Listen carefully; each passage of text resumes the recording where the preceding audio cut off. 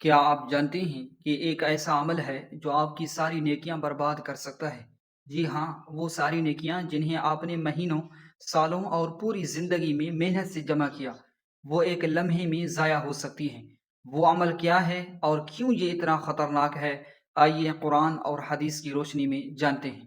اللہ تعالیٰ نے قرآن مجید میں ہمیں خبردار کیا ہے، یا ایھا الذین آمنوا اطیعوا اللہ واطیعوا الرسول ولا تبطلوا اعمالکم۔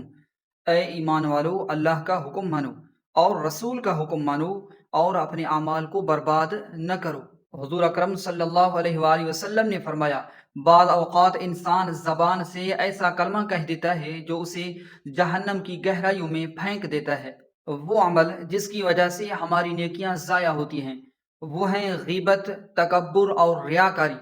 غیبت وہ بیماری ہے جو دوسروں کے پیٹھ پیچھے ان کی برائیاں کرنے سے ہماری نیکیاں تباہ کر دیتی ہے۔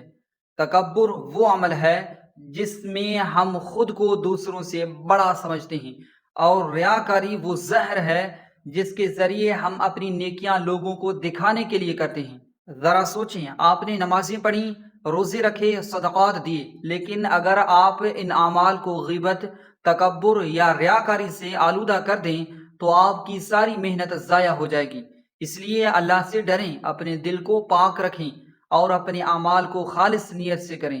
یہاں ایک لمحے کے لیے سوچیں، جب ہم روز قیامت اللہ کے سامنے پیش ہوں گے، وہ تمام نیکیاں جو ہم نے زندگی بھر کی وہ ہمارے اعمال نامے میں ہوں گی، مگر اگر ہمارے دلوں میں ریاکاری، تکبر اور غیبت کا زہر بھرا ہوا ہے تو ہمارے اعمال اللہ کے حضور کس طرح مقبول ہو سکتے ہیں؟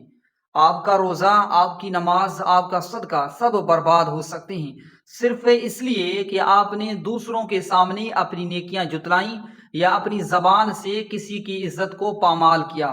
ذرا تصور کریں روز محشر کا وہ لمحہ جب ایک شخص اپنے اعمال کے پلڑے میں ہزاروں نمازیں، روزے، صدقے اور حج دیکھ رہا ہوگا، اور پھر اچانک ان سب اعمال کو ایک ایک کر کے غیبت، ریاکاری، تکبر کی وجہ سے برباد ہوتے دیکھے گا۔ کیسے تکلیف دہ ہوگا وہ منظر جب اس کے نیک اعمال دوسروں کے اعمال میں تبدیل کیے جا رہے ہوں گے، اور اسے سمجھ میں آئے گا کہ اس نے خود اپنے ہاتھوں سے اپنی آخرت کو برباد کر دیا ہے۔ ابھی بھی وقت ہے، اپنے دل سے ان برے اعمال کو نکالیں جو آپ کی نیکیاں تباہ کر سکتے ہیں۔ اپنے دل کو حسد، بغض اور ریاکاری سے پاک کریں۔